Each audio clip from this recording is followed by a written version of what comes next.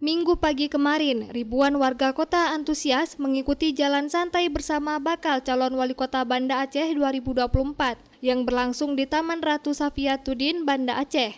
Teguh Irwan Johan melalui Partai Nasdem maju sebagai bakal calon wali kota Banda Aceh 2024.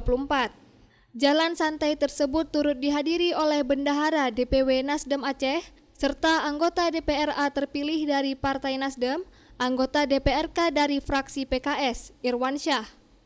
Dalam prosesi pelepasan, Teguh Irwan Johan menyebut ada puluhan ribu masyarakat yang berpartisipasi dalam kegiatan jalan santai tersebut, serta ada ratusan hadiah menarik dengan hadiah utama sepeda motor yang akan diundi pada akhir kegiatan.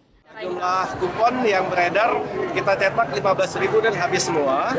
Hari ini saya nggak tahu berapa pastinya yang hadir, mungkin di atas 10.000. Karena faktor tadi pagi hujan ya, jadi mungkin membuat animo peserta itu agak berkurang karena hujan. Tapi alhamdulillah jumlah peserta dari jumlah kupon yang terkumpul untuk pembelian itu sekitar 10.000 lebih. Ya memang kita lihat animo peserta sampai 10.000 lebih, semangatnya luar biasa. Dari jam 6 pagi sudah mulai hadir dan ini sampai zuhur, sampai siang masih tetap memenuhi arena jalan santai. Jadi atas kebijakan teman-teman panitia, mereka minta ke saya untuk membahagiakan lah peserta.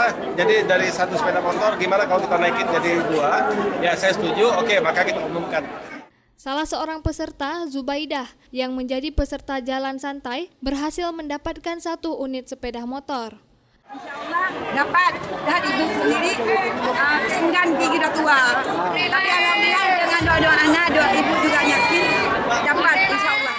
Dari Banda Aceh, Lala Nurmala melaporkan untuk Puja TV Aceh.